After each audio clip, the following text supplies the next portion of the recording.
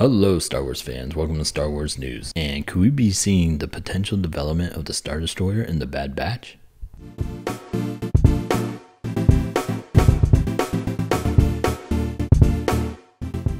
So when the Bad Batch begins, we will be reintroduced to the Venator-class Star Destroyer. These Star Destroyers were built by Kuwait shipping yards and were the backbone of the Republic. And they will be painted gray just like at the end of Revenge of the Sith. While serving in the Clone Wars, these Star Destroyers quickly became a favorite of the Jedi and were implemented as a multi-role destroyer and were quickly recognized in their strength as acting as a carrier.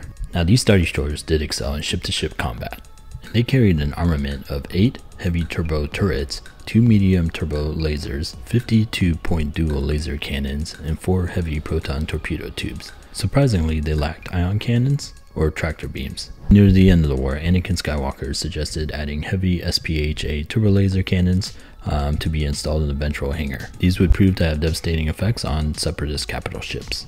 These destroyers featured 2 bridges, with the starboard serving as the primary command structure and the port serving as starfighter command. The Venator had 10 sublight ion engines of varying size and 3 main drives and a Class 1 hyperdrive. This would enable the Star Destroyer to keep up with its fighters and quickly ambush CIS capital ships, and later under the Empire provide escort duties for supply lines and hunt down pirates. Now, the largest strength of the Venator class, as mentioned earlier, was its ability to act as a carrier, with a starfighter complement of 420 starfighters easily capable of overwhelming an opposition's capital ships. So why did the Empire decide to retire such a great warship?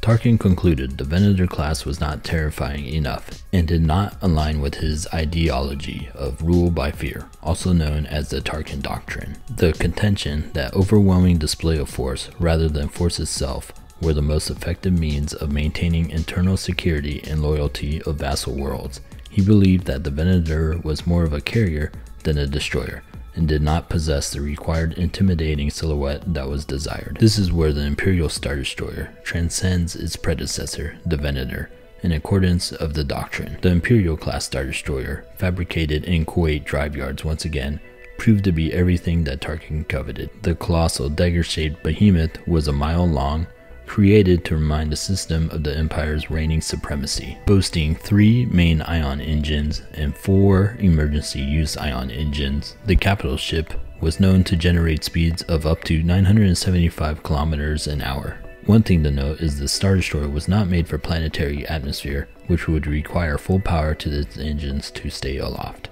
While their complement of 72 TIE Line starfighters were far less than that of its predecessor, it made up this shortcoming with its superior ship-to-ship combat. The Imperial-class Star Destroyer bolstered an armament of 9 heavy turbo laser batteries, 60 ion cannons, 6 heavy turbo laser turrets, 2 heavy ion cannon turrets, 2 quad heavy turbo lasers, 3 triple medium turbo lasers, 2 medium turbo lasers, and 10 tractor beam projectors. With these bristling weapons, an armada of Star Destroyers could definitively glass a major city with ease.